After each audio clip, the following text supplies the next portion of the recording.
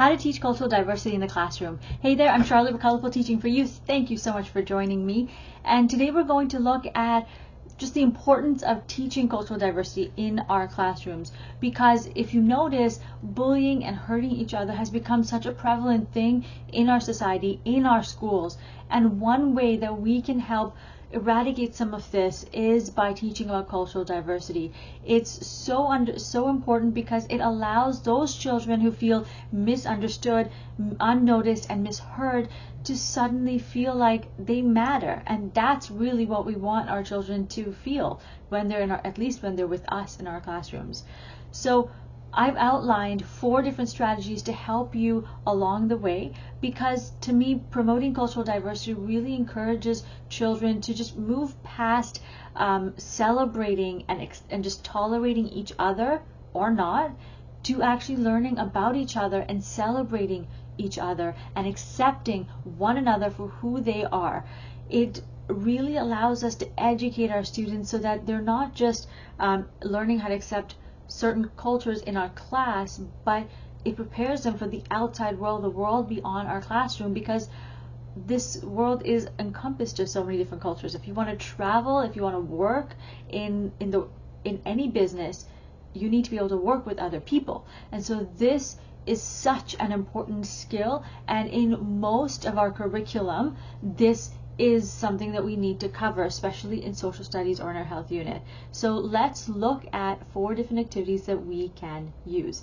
Number 1 is called Integrate Cultural Decor. So here, look at the kids in your classroom, look at the languages that they speak, and maybe say the word welcome to this class or something in their languages. So it's not just in English, but in all of their different languages. And you can post this on your door, on your bulletin boards, outside or inside your classroom, so that they get to see that their voice is heard. And if they don't know how to write it in their language, then contact their parents, because this is going to bring harmony to your classroom as well. The second thing that you can do is the next activity. You can also use this as part of your bulletin board as well, because it's just going to add to that excitement right there. So the second thing is discuss students' cultures. Now, teaching about cultural diversity is not the easiest topic in the world, and you cannot possibly be expected to cover every single culture out there. There's just too many of them. So what you're going to do again is look at the cultures in your classroom, and we're going to teach about the cultures in the class. Now, the beauty of this section is you don't have to do as much teaching here. The onus is on the child.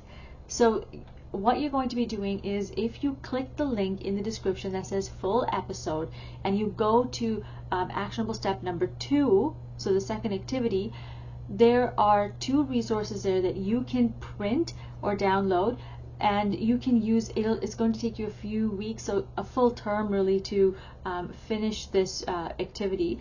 They're going to work on it and really go in depth with their culture, and then they're going to share it in small groups so that they get a feel for what it's like to present, and then eventually they're going to teach it to the classroom, to all the students. So you don't have to do as much teaching here, but it helps to have open, honest conversations about different cultures and really get your children to look at the different cultures around them. Okay. Now, the third activity is take culturally relevant field trips. Wow, that was a mouthful, wasn't it?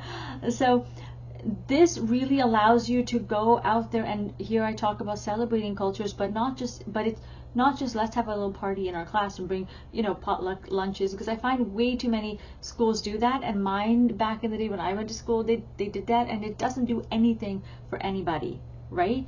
Yes, it exposes you to different foods, but I can go out to a Japanese restaurant right now, that's what I want to do, or a Chinese or a Filipino, whatever restaurant, because it's all right there on the street, but it doesn't allow you to really understand and immerse yourself in the culture. So here, go on a field trip. There's lots of events out there. There's lots of places like museums that will take you in and teach you about the culture. So look at the different organizations in your area and see what's offered. There are some that are only during specific times of the year, but there's many museums and art galleries and so forth that will take you on a field trip throughout the year. And there's also a lot of virtual field trips, so you can go around the world as well if that's what you want. Okay, so that is number 3. Number 4 is to help your children assess students' cultural knowledge. So this is really important here if you do it before, during, and after the lesson, because it allows you to look at where your children where they started, how they grew, and where they went with their knowledge after.